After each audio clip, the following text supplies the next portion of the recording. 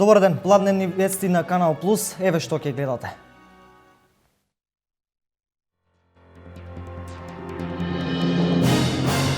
Денеска се одбележува Светскиот ден за борба против ХИВ-СИДА. Хомосексуалците и корисниците на дрога веќе не се најзагрозени групи од ХИВ-СИДА, а се поместува и во возрастната граница на носители на вирусот. Денес свечено беше опуштена во употреба една од најфреквентните улици во населба Баби, во должина од 1 километар и инвестиција од 3 милиони динари.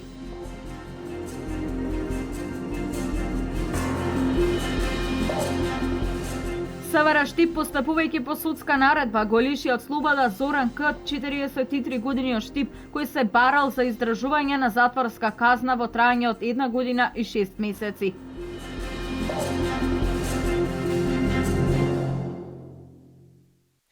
Хомосексуалците и корисниците на дрога веќе не се најзагрозени групи од ХИВ-СИДА, а се поместува и возрастната граница на носители на вирусот. Ова беше кажано на трибината посветена на Светскиот ден за борба против сидата, кој секоја година се одбележува на денешниот датум. Трибината со наслов "Играј сигурно, Сида стоп" со цел информирање на студентите за опасностите од оваа болест и начините на заштита, ја организираа вработените во Универзитетското радио УГД ФМ и Центарот за односи со јавноста. Предавачи беа професор доктор Вело Марковски од Факултетот за медицински науки на УГД, доктор Александра Срабиновска од Центарот за јавно здравје во Штип и Драгана Дина Митровик од невладиното здружение Младински клуб. Сидата не е најчесто сексуално преносливо заболување, но е болест за која нема лек. Иако најчесто се пренесува преку сексуален однос, има случаеви каде вирусот е пренесен преку доаѓање во контакт со заразена крв. Вирусот не може да биде пренесен преку секојдневните социјални контакти, ниту преку животни.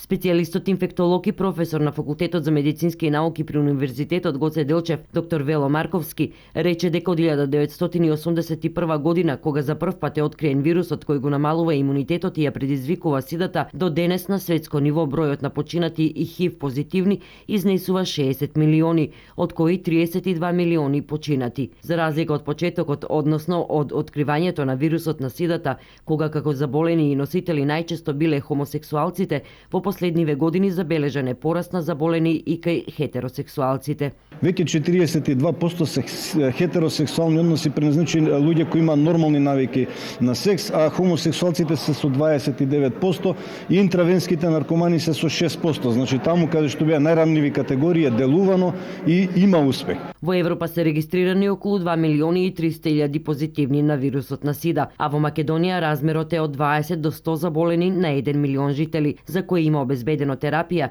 која според професор доктор Марковски е во експериментална фаза и е доста скапа. Таа терапија треба да се разбереме дека не лекува од сида, туку само го продолжува животот на ХИВ позитивните или на веќе болните со сида. Се сметаше порано, сега тоа е изменето дека на еден регистриран има многу повеќе кои не се регистрирани. И не е благодарно да предвидува, меѓутоа до сега стратегијата мислам дека ни е релативно добра и дека сме во земјите со најниска стапка со ХИВ позитивни и со сида. Лек или вакцина кој гарантирано може да го излечат вирусот кој ја предизвикува сидата не постои. Затоа од исклучително значење е превенцијата. Токму затоа во многу земји ширум светот се спроведуваат различни активности за едукација на луѓето за начинот на пренесување на вирусот и мерките кои се превземаат за заштита. Таква активност во вид на трибина за студентите при Универзитетот Гоце Делчев беше одржана денес во свечената сала на Правниот факултет. Имаме голема општествена и морална одговорност, бидејќи работиме со млади луѓе, да ги едуцираме како да се заштитат од ова бела чума и да ги едуцираме младите луѓе што треба да прават во врска со оваа болест или што не треба да прават. Поготово што дури 50% од ХИВ позитивните се на возраст помеѓу 15 и 24 години. Значи, таа е најранливата популација и тука навистина треба едукација. По мене треба да се влезе во средните образованија, во средните училишта со предмет сексуално воспитување или сексуално преносливи заболувања, затоа што не е само сидата, има и други заболувања. И мислам дека нашата младина се едуцира или се обучува сама по себе, или од улица, или не знам како. Акцијата Денот на дрвото засадија својата иднина, која што масовно ќе се спроведе утре. Дел од предвидените дрва се засадија на неколку локации во Штип. Најинтересно денеска беше кај најмладите, кои засадија дрва во дворот на детската градинка Вера Циривири Трена. Акцијата Ден на дрвото засадија својата иднина, која ќе се спроведува утре во сите градови на Република Македонија, веќе уште дена започна да се реализира на повеќе места во општина Штип. Дрворед од неколку вида растенија се засадија денеска кај ректоратот на Универзитетот Гоце Делчев. Градоначалникот на Штип Илчо Захариев заедно со ректорот Благој Боев се приклучија на денешната активност. Мора да кажам дека ние тоа успешно ќе го направиме, битно е дека тоа што ќе се посади да се фати. И јас би порачал тоа што го посадиме да го сочуваме, да не ги кршиме тие дрвца, да не ги оштетуваме и нека биде секојдневна активност на секој граѓанин, затоа што ние немаме резервна планета, таа не е единствена. Постои некое мислење дека дрвата, односно растенията се белите дрови на планетата. Меѓутоа не е баш така. Тие се уште повеќе, тие се душата на нашата планета. Значи, не ако зборуваме само за дека се бели дрови на нашата планета, би било малце неточно, бидејќи најголеми бели дрови на планетата се планктоните кои се наоѓаат во океаните. А дрвата се нашата душа, оно што без која не можеме. Иначе биле некаква пустина и во тој случај мислам дека било каков коментар во поглед на оваа акција, наистина потребност или непотребност се издишна, таа говори сама за себе се. Садењето дрвца денеска најинтересно беше за дечињата од детската градинка Вера Циривири Трина, кои воедно учеа за важноста и благодетите на дрвото. Нашата детска градинка зема учество во акцијата Засади дрво, засади успех 2015. Покрај активното учество за Денот на дрвото имавме видео презентација и предавања на оваа тема за значењето на животната средина. И мора да кажам дека овој чин на садење на дрво е највозбудлив и најинтересен за дечињата. Ние денеска во нашиот двор засадивме дрво. Јас си засадав 2. На територијата на општина Штип е предвидено да се засадат 160.000 багримови дрвца, 2.000 црнбор и 500 декоративни садници, а во општина Пехчево се резервирани 130.000 садници бор, кои што ќе се засадат на Буковик 6 километри оддалеченост од градот, а ќе се сади и низ градот Пехчево на локација до градскиот стадион ќе се засади смреча. Градоначалникот на општина Пехчево Игор Поповски ги повикува сите граѓани на општината да се вклучат во есенската акција Ден на дрвото. Па ние како еколошка општина секогаш учествуваме масовно во акцијата за Ден на дрвото. Оваа година ќе учествуваме многу поинтензивно од претходниве години. Рачунаме да посадиме некаде 12.000 садници само во на Буковик и втора локација ќе биде околу Пехчево и во Пехчево некаде од 500 до 700 садници планираме да посадиме.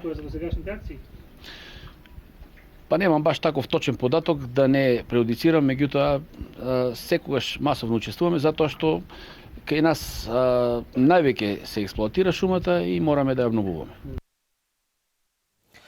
Виница 6-та година поред активно со јавни расправи го креира буџетот за 2016 година. Денес на пресконференција градоначалникот Емил Дончев ги најави покрупните проекти на кои ќе се трошат општинските пари. Општина Виница 6-та година поред активно со јавни расправи го креира буџетот за 2016 година. Денес на пресконференција градоначалникот Емил Дончев ги најави покрупните проекти на кои ќе се трошат општинските пари.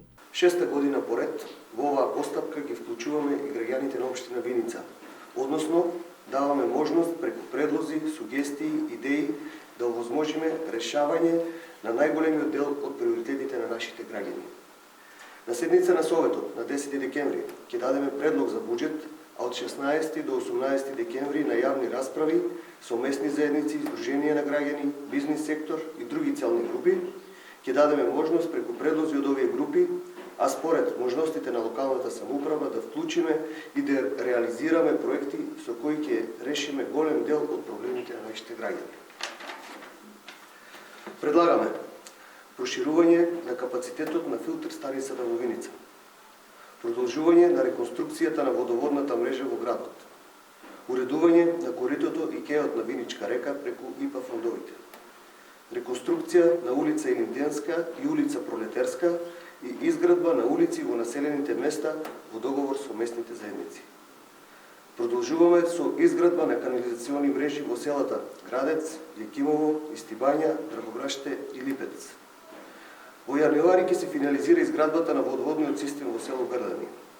2016 ќе се гради филтер станица во село Трсино, а во тек е комплетирање на техничката документација. Ќе се гради улицата од влезот на село Лаки до црквата. Со подпорни ѕидови ќе се уредуваат улиците во ромското мало. Голем дел од овие проекти се поддржани од владата на Република Македонија и затоа во април граѓаните на општина Виница повторно ќе ја дадат поддршката за реализација на овие проекти.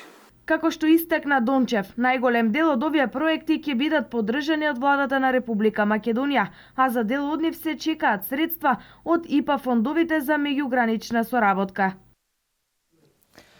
Нашата земја, особено источниот регион, има голем потенцијал за искористување на обновливи енергетски извори. Замената на фосилните горива со обновливи извори на граѓаните им овозможува голема заштеда на финансиски средства. Во последниве 5 години со поволностите кои ги дава државата, дури за 14 пати е зголемен бројот на инсталирани капацитети со обновлива енергија. Нашата земја, особено источниот регион, има голем потенцијал за искористување на обновливите енергетски извори. Замената на фосилните горива со обновливи извори на граѓаните им овозможува голема заштеда на финансиски средства. Инаку Република Македонија има прилично богати ресурси за обновливи енергетски извори, пред се е тука сончевата енергија, но исто така и енергијата од биомаса, геотермалната енергија и секако енергијата од ветар, која што може да се користи значително на целата територија на Република Македонија. Сметам дека Источна Македонија има доста потенцијал, особено во делот на сончевата енергија, ветерната енергија и енергијата на биомаса и на геотермална енергија. Поставувањето на технологија која користи енергија од обновливи извори е една од поскапите еднократни инвестиции, кои за неколку години ќе ги исплатат средствата кои се вложени. Во последните 5 години со поволностите кои ги дава државата, дури за 14 пати е зголемен бројот на инсталирани капацитети со обновлива енергија. Но како што се предвижува времето, односно како што се менуваат цените на енергенците на светско ниво, се повеќе и повеќе енергијата од обновливите ресурси станува атрактивна, односно блиска или приступачна за користење. И сметам дека со поддршка од институциите, од државата, од регулаторната агенција која што дава повластени цени, сметам дека се повеќе и повеќе се навлегува во таа област. Например, ево за последните 5 години инсталираните капацитети во Република Македонија на обновливи извори се зголемени дури за 14 пати. Што значи дека свеста кај македонскиот човек расте постепено. Иницијатива за подигање на свеста на граѓаните за искористување на енергијата од обновливи извори започна од студентите. Овој настан представува иницијатива на студентите од Електротехничкиот факултет и еве за прв пат како Совет на млади организираме настан заедно со Универзитетот Гоце Делчев во Штип. Значи Гоце Делчев ни даде целосна поддршка во оваа иницијатива за да направиме една неформална едукативна средина помеѓу професорите на универзитетот како и студентите. Сепак на овој настан присуствуваат и студенти не само од Електротехничкиот факултет, туку и средношколци од другите факултети. И целта на ваквите иницијативи е токму да го подигнеме тоа чувство кај младите дека постојат и многу поинтересни работи и позабавни едукативни работи кои што може да ги посетуваат. И се надевам дека во иднина токму ваквите настави ќе биде пракса во самиот Совет на млади при самиот универзитет. Просечното сончево загревање во Македонија изнесува 3,8 киловат-часови на метар квадратен, што е за 30% повисоко од просечната вредност во многу европски земји. Одмерењата кои се направени во земјава покажале дека во текот на целата година климата дозволува да се произведува енергија од сонцето.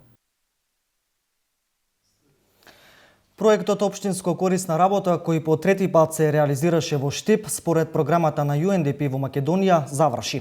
10 ангажирани невработени лица добија сертификат кој во иднина може да им користи за вработување во областа на нега во домашни услови. Во општина Штип заврши третиот поред проектот програмата Општинско корисна работа кој се реализираше во соработка со UNDP. Со проектот наменет за помош на лица во домашни услови, овој пат беа ангажирани 10 невработени лица евидентирани во Заводот за вработување. Во 2013 и 2014 имавме вклучено 7 невработени лица. Оваа година значи имаме поголем број. Имавме вклучено 3 медицински сестри во патронажната служба, еден физиотерапевт и еден наставник по физичко образование во дневниот центар за деца со посебни потреби и 5 испорачувачи на услуги на лица во домашни услови. Секогаш пред почетокот на овој проект интересот на корисниците евидентирани во заедницата на Сдруженија на лица со инвалидитет значително се зголемува. Постојано имавме барање од нови лица да се вклучат во проектот како корисници на услуги. Општината секако излегуваше во пресрет на овие лица, па правевме некои комбинации, значи за да можеме да вклучиме што е можно поголем број на корисници на услуги. Проектот и годинава траеше 6 месеци, од 1 јуни до 30 ноември, пошто ангажираните невработени лица добија сертификат кој понатаму може да им послужи за вработување во областа нега на лица во домашни услови. Дел од нив посетуваат посебна обука за испорачувачи на сервисни услуги во домашни услови. По најавата дека во Македонија UNDP ќе го продолжи овој проект и во текот на наредната година, од општина Штип веќе се подготвуваат повторно да се аплицира по програмата за општинско корисна работа. Официјално започнаа градежните активности за реализација на проектот во воспоставување на едукативен центар за зачувување на природата во Брегалничкиот регион во село Негрево во Пехчево. И крајниот исток ќе добие локација каде учениците преку редовните екскурзии ќе се едуцираат за богатството на Брегалничкиот регион. Започнаа градежните активности за едукативниот центар за зачувување на природата во Брегалничкиот регион во село Негрево Пехчево. Надзорот и изведувачот го одбележаа почетокот на реновирањето на старата училишна зграда, која ќе прерасне во модерен туристички и едукативен центар, кој ќе има за цел, преку едукација и подигање на јавната свест, како и промоција на одржливо користење на природните ресурси, да ја зачува ретката природа на регионот. Проектот е дел од програмата за зачување на природата во Македонија и во првата фаза ќе се реконструира локалитетот кој што е избран за таа намена, старата училишна зграда во Негрево, со инвестиција од околу 150.000 швајцарски франци, а додека во втората фаза ќе се опреми, внатрешно ќе се уреди објектот и ќе биде ставен во функција. Понатаму идејата е да целиот овој објект биде дел од едукативните од системот за едукација во Македонија во правец на зачувување на природата, значи да се поврзе со училиштата, средните и основните училишта, со универзитетот во Штип и со други едукативни центри, за да може да се користи за еднодневни едукативни екскурзии. Локацијата на старата училишна зграда во село Негрево со својата зелена околина е идеалното место за едукативен центар, смета имплементаторот. Локацијата е внимателно избрана да биде достапна од една страна, лесно достапна, а од друга страна да биде блиску до локалитети, до области кои што имаат високи вредности во делот на специфични природни вредности.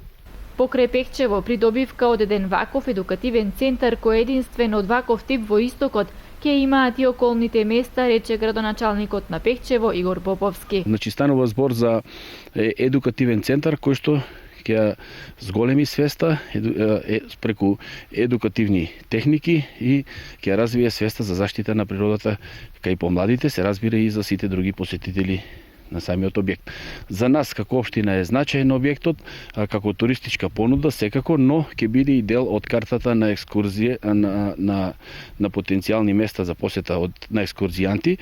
За таа цел општината се обврзува да изгради пристапен пат и за изградба на едукативниот центар во должина од 400 метри, но и пат за полесен пристап на посетителите, кој ќе наликува на стара калдрама во должина од 180 метри. Ние како општина се обврзавме да направиме два пата. Едниот пат е за да се донесат материјали, да може да се врши дотурање на материјали, понатаму и секако за одржување на самиот објект со возило, а правиме и пристапен пат со камен, природен калдрам, во кој што ќе можат сите гости да дојдат до објектот. Инвеститорот има за цел во рок од 4 месеци да ја заврши првата фаза, а кон крајот на првата половина од 2016 година и да започне со работа едукативниот центар во село Негрево. Денес свечено беше пуштена во употреба една од најфреквентните улици во населбата Баби во должина од 1 километар, инвестиција од 3 милиони денари. Локалната самоуправа во Штип успешно реализираше уште еден проект во делот на обновување на улиците во целиот град. Денес свечено беше пуштена една од најфреквентните улици во населбата Баби, улицата Лески, која е една од најголемите улици во оваа населба и ги поврзува сите споредни улици, која се протега во должина од 1 километар.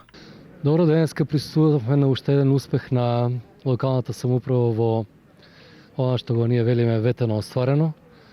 Од мој аспект сум посебно задоволен за тоа што мојата политичка работа во последните 3 години беше токму насочена во оваа населба.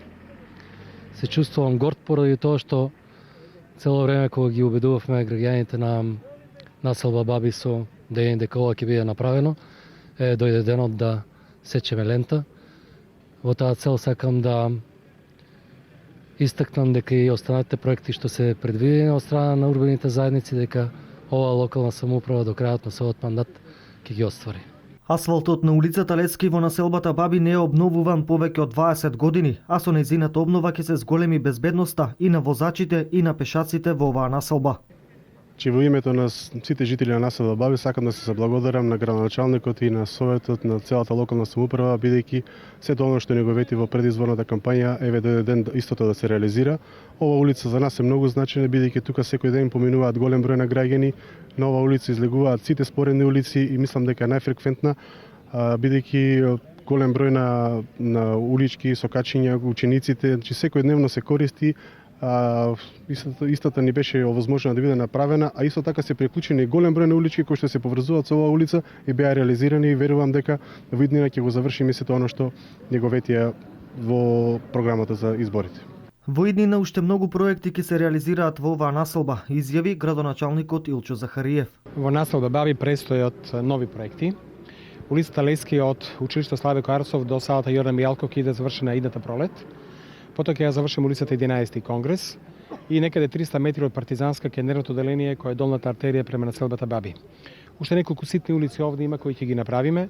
Желбата ми е да во нашиот мандат ја завршиме и црквата Свети Кирил и Методи, со што граѓаните на оваа голема населба ќе имаат место каде ќе ги остваруваат своите верски потреби. Нашите проекти се проекти на граѓаните. Ние сме тие кои реализираме, остваруваме, а граѓаните знаат да препознаат вистина и знаат да препознаат прави градители. За реконструкција на улицата Лески во населба Баби, локалната самоуправа од локалниот буџет издвои 3 милиони денари. Владата на Република Македонија ќе продолжи да работи на зголемување на капацитетите за згрижување на деца од предучилишна возраст во сите општини во Република Македонија. Ова денеска го истакна заменик министерот за труд и социјална политика Диме Спасов при посета на детската градинка Весели Цветови во Делчево. Владата на Република Македонија ќе продолжи да работи на зголемување на капацитетите за згрижување на деца од предучилишна возраст. Ова денеска го истакна заменик министерот за труд и социјална политика Диме Спасов при посетата на детската градинка Весели Цветови во Делчево, предучилишна установа во која се реализира проект за доградба на капацитетите за престој на нови 100 дечиња. Како никогаш досега изминатиот период остваривме голема соработка со општините во Република Македонија, заедно реализирајќи го овој приоритет, овој проект на владата на Република Македонија за зголемување на капацитетите во детските градинки, за зголемување на бројот на нови објекти кои што ќе се отвараат во наредниот период или пак се отворени изминатите неколку години во соработка со поголем број на општини, меѓу кои што и општина Делчево.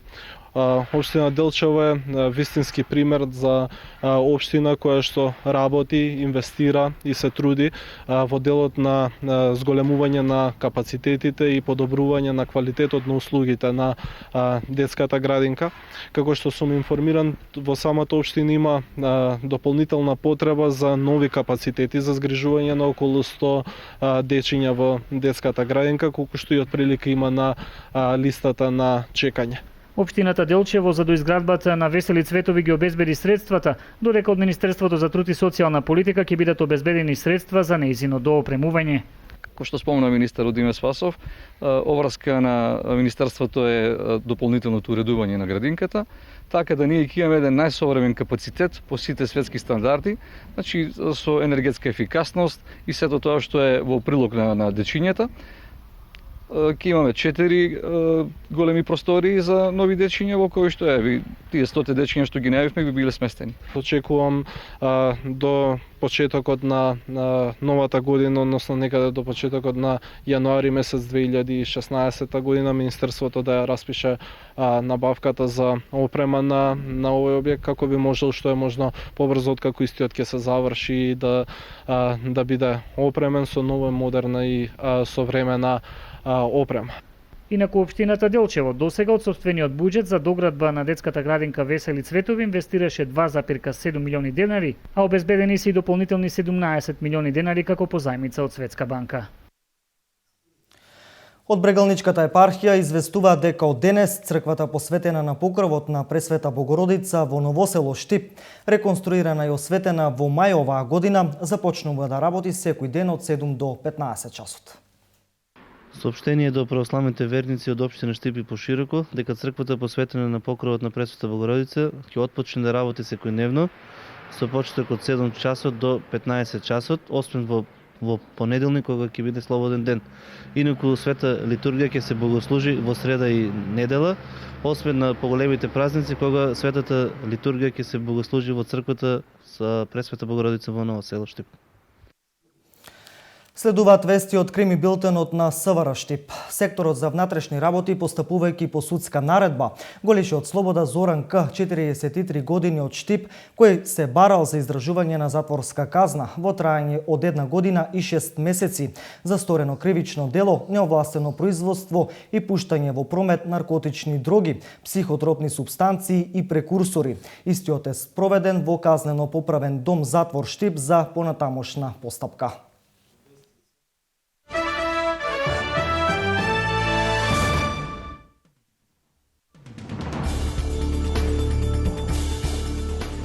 Рускиот председател Владимир Путин ја обвини Анкара дека го соборила рускиот воен авион за да ја заштити испораката на нафта, што исламската држава ја доставува на Турција. Имаме причина да веруваме дека одлуката е донесена со желба да се заштитат линиите на испораката на нафта кон турска територија, изјави Путин на пресконференцијата во Париз, додавајќи дека тврдењето дека на ваков начин Турција ги штити тиркимените во Сирија е само изговор. На фабриките и на градежните фирми им е наредено да го намалат обемот на работа, откако во неделата властите за прв пат објавија потокалов код предпоследно ниво на еколошка опасност. Концентрациите микрочестичките достигнаа во Пекинг, концентрација од 900 микрограми на кубен метар. 4 луѓе со потекло од Косово беа приведени денеска во антитерористичка акција извршена од полициите во Италија и во Косово. Според италијански медиуми, тројца се приведени во Италија, четвртиот кој се смета за шеф на групата е уопсен во Косово. За време на акцијата се извршени истовремени проверки во Бреша, Виченца и Перуџа.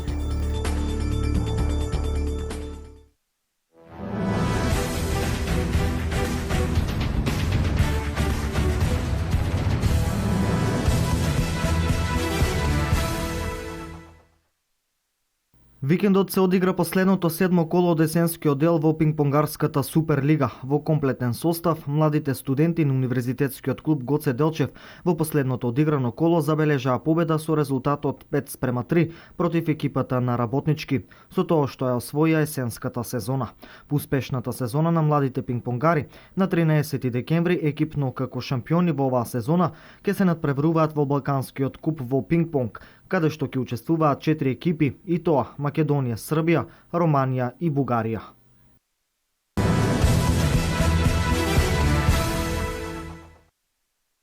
Овој викенд се одигра четвртото коло во одбојкарската лига во Македонија, освен надпреварот помеѓу штипската екипа на Мавис и Лирија, кој ќе се одигра на 2 декември. Резултатите кои се постигнаа од ова четврто коло: екипата на Пробиштип Весна Акумулатори на гости кај Шутова загуби со резултат од 3:0 и во моментот на табелата се наоѓаат на третата позиција, додека Струмичани на гости ја совладаа екипата на Сушево. И во женска конкуренција, надпреварот меѓу Бами Кори и Јанта Волеј ќе се одигра на 2 декември. Во другите два надпревари, Македонија Макси ја победи екипата на Шкендија со 3:0, додека пак универзитетската екипа на Штип загуби од Работнички со 3:0. Во моментот универзитетската екипа е на 5-та позиција.